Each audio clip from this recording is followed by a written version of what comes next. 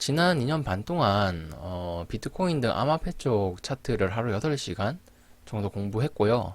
개인적으로는 그래 성이 차진 않지만 뭐 아무튼 해당 기간 동안 소정의 수익을 내는 등 투자 성과도 있었습니다. 저는 그냥 맨땅에 헤딩했어요. 그 당시에는 뭐 암호화폐 쪽에 차트 강의도 없었고 뭐 가르쳐주는 사람도 없고 워낙 신생 시장이다 보니 전문가라 할 사람도 없고 그래서 그냥 요령 없이 이것저것 닥친 대로 그냥 공부했어요. 그냥 차트를 통으로 외웠어요. 그런데 제가 공부를 여러분들보다 먼저 해보니 이렇게 공부를 하고 이런 포인트들에 좀 더 집중했다면 저 정도의 시간은 안 들었겠구나 라는 생각이 들더라고요. 예를 들어 공부를 해보니 지금 보면 어떤 부분이 중요하고 저런 부분은 굳이 공부할 필요가 없었겠구나 하는 부분들. 그러니까 이게 학습 가성비가 높거나 낮은 부분들이 있잖아요. 그리고 학습의 로드맵 등도 지금 보면 좀 보이니까 이런 것들을 이런 방식으로 공부했다면 시간을 엄청나게 절약할 수 있었겠구나 라는 생각이 들더라고요. 물론 지금도 뭐 제가 엄청 고수다, 차트 딱 보면 위아래 다 안다, 이런 말씀 못 드려요. 난이도가 이제 좀 높은 장 오면 털리는 건 매한가지다. 다만 차트를 모르시는 분들보단 상대적으로 덜 털리겠죠. 그래서 상대적으로 보셔야 돼요. 차트 공부를 엄청 한다? 다 맞춰? 못 맞춰요. 보면 다 알아? 다 몰라요. 근데 그냥 차트 공부 안 한 사람에 비해서는 장기적으로 더 나은 성과를 낼 수 있다. 이건 비교적 장담할 수 있죠. 상대적으로 긴 시간을 보았을 때 더 나은 성과를 낼 수는 있어요. 그래서 공부를 하는 거예요. 어떤 장이든 만능이 되기 위해서가 아니라 보다 나은 성과를 내기 위해서 한다라고 보시는 게 맞죠. 그리고 공부를 해서 차트의 방향성을 맞췄을 때 그 쾌감이 또 엄청 짜릿합니다. 자, 아무튼 본론으로 넘어가면 차트 공부의 최종 목적, 무엇을 목적으로 공부를 해야 하냐라고 물어보신다면 이렇게 말씀을 드릴게요. 특정 구간에서 발생하는 골든 크로스와 데드 크로스의 신뢰성 유무를 판별하고 더 나아간다면 채널의 교차 현상이 나기 전에 이를 미리 예상하여 매매 전략을 짜기 위함이다 라고 보시면 됩니다. 차트는 채널 그 자체예요. 그래서 차트 공부란 결국 채널 공부다 라고 보시면 돼요. 채널의 생성과 소멸을 예상하거나 채널이 생성되거나 소멸되는 게 확인되었을 때 이 확인된 채널이 얼마나 신뢰성을 가질지를 알기 위해 공부한다고 보시면 됩니다. 말이 좀 어렵나요? 예를 들어 말씀드리면 지금 막 계속 하락 중이에요. 근데 여기서 내가 각종 자료를 보고 앞으로 골든 크로스가 날 것 같아요. 그래서 미리 진입할 수 있죠. 그러고 진짜 반등이 나면 예상 매매에 성공한 거죠. 자, 이걸 목적으로 하거나 막 지금 계속 하락 중이에요. 그러다가 반등을 좀 해요. 근데 그냥 지켜봐요. 그러다가 채널의 골든 크로스까지 확인이 되었어요. 자, 여기서 골든 크로스가 확인이 됐죠. 이건 예상이 아니라 실제로 해당 현상이 발생한 거잖아요.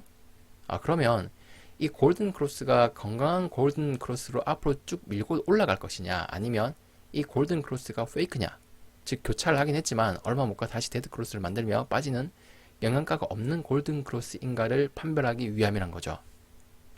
결국 차트 공부는 특정 상황에서 골든 크로스와 데드 크로스가 날 것을 미리 예상하거나 또는 그런 현상이 났을 때 그것이 신뢰할 수 있는 골크냐 데크냐를 알기 위함을 목적으로 한다는 거죠. 이제 이해가 되시죠? 차트 공부의 목적이. 이 목적 자체를 알고 공부하는 것과 목적 없이 공부하는 거랑은 그 자체로 차이가 커요. 어디를 이상향으로 자꾸 뛰어야 하는지 아는 것과 모르는 것은 차이가 클 수밖에 없죠. 아무튼 이것이 목적이다라는 걸 항상 가슴에 새기고 계셔야 합니다.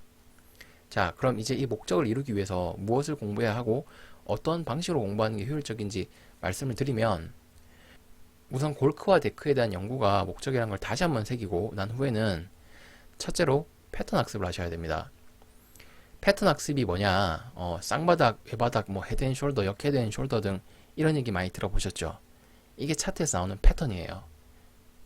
이 패턴을 암기하셔야 하고 차트를 보고 해당 패턴을 찾는 연습을 꾸준히 하셔야 돼요. 왜냐면 차트를 전체적으로 보면 차트는 패턴의 연속체인 건 맞거든요. 차트의 모든 부분을 패턴으로 뽑아낼 수는 없지만 주요한 곳들에서는 주요한 패턴이 나옵니다. 누군가는 차트가 말도 안 되는 얘기라고 하시는 분들이 계신데 서점에 가면 차트에 관련된 수많은 서적이 있잖아요. 그게 다 가짜는 아니잖아요. 예. 실제로 그런 패턴들이 차트에 나오기 때문에 말 그대로 패턴이라는 용어가 붙은 거거든요. 그래서 이게 시험으로 치면 패턴이란 거는 기출 문제예요. 예. 기출 문제 풀어야죠. 외워야죠. 당연한 얘기입니다.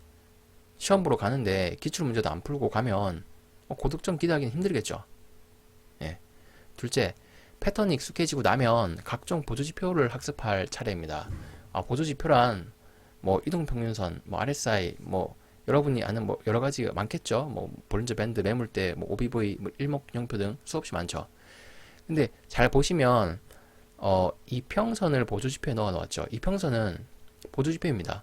이평선 자체가 정말 강력한 보조지표예요. 왜냐면 아까 첫 번째 말씀드렸잖아요. 골크와 데크가 목적이다. 그 골크와 데크를 가장 직관적으로 보여주는 게 이평선이잖아요. 그래서 이평선이 주요한 보조지표가 될 수 있는 거예요. 그리고 보조지표는 어떤 게 좋다라는 건 없어요. 수많은 보조지표가 있거든요. 그 중에 본인에게 맞는 보조지표를 골라서 연구하시면 돼요. 물론 제게 몇 개 추천해 달라고 하면 제 기준에서 몇 개는 추천해 드릴 수 있죠. 그리고 각 보조지표들은 각 보조지표들마다 활용도가 조금씩 다르고요. 너무 많은 보조지표를 보려 하지 마시고 3개에서 5개 정도를 심도 있게 파는 게 더 나을 수 있어요. 그리고 보조지표의 학습법은 이 역시 패턴 암기입니다. 이게 무슨 말이냐? 차트의 패턴이 있듯이 보조지표에도 패턴이 있겠죠. 그 패턴을 암기하는 거예요. 예를 들어 우리가 과거의 차트는 얼마든지 볼 수 있잖아요. 과거의 주요한 고점과 저점 또 당연히 얼마든지 볼 수 있죠. 그런 차트상 주요한 고점과 저점 또는 맥점들에서 내가 사용하고자 하는 보조지표가 어떤 값을 보여주고 있냐를 외우는 거예요. 그럼 어떻게 되겠어요? 이 보조지표가 땡땡일 때 차트는 저점이었어. 이 보조지표가 땡땡일 때 차트는 고점이었어. 이런 걸 알게 되면 차트가 아니라 해당 보조지표의 값을 보고 지금 차트는 고점이야, 저점이야, 또는 이제 변곡점이 올 거야 등을 알 수 있죠. 그러니까 차트를 보고 보조지표를 보는 게 아니라 보조지표를 통해서 지금 차트가 어디에 와 있는지를 알 수 있게 하는 게 보조지표 학습의 목적입니다. 그래서 그러기 위해서는 보조지표의 패턴을 학습해야 한다는 거죠. 셋째, 차트 패턴과 보조지표 패턴 학습을 한 후에는 어디가 맥점인지를 찾는 연습을 합니다. 차트 패턴과 보조지표 패턴을 학습한다면 어디가 주요한 변곡 라인의 후보인지 슬슬 감이 올 거예요. 넷째, 확인 매매를 학습합니다. 차트 패턴, 보조지표 패턴, 맥점 찾기를 했다면 어느 구간에서 어떻게 움직이는 게 차트가 실제로 올라가고 내려가는 걸 의미하는지 알게 될 겁니다. 그러니까 예상 매매가 아니라 확인 매매 차원에서 어디에서 어떤 반응이 나면 이게 해당 방향으로의 방향성을 확정한다 라는 걸 알게 된다는 거죠. 차트는 확인 매매 차원에서 어디를 뚫고 어디를 뚫었을 때 이게 확정적으로 올라가거나 내려갈 수 있다라는 게 분명 존재해요. 그래서 맥점을 찾고 나면 맥점에서 어떤 구간을 통과하면 이게 해당 구간으로의 방향성을 가진다는 걸 확정한다는 의미인지 확인 매매를 학습하셔야 합니다. 다섯 번째, 첫 번째에서 네 번째를 학습한 후에는 이를 통해 어떤 매매 전략을 꾸릴지 매매 전략에 대한 연구를 하시면 됩니다. 매매 전략이란 분할 매매를 할지 분할 매매를 하지 않고 들어갈지 또는 분할 매매를 한다면 어떤 방식으로 해야 하는지 등을 연구하는 게 되겠죠. 위 말씀드린 이런 일련의 과정들이 차트를 공부하는 데 가장 시간이 적게 드는 효율적인 학습법이라 생각을 해요. 이런 순서로 공부를 하시면 아무 방향성 없이 공부하는 것에 비해 시간을 많이 절약할 수 있을 겁니다. 도움이 되셨다면 좋아요와 유튜브 구독해 주시고 스터디방도 들어오세요.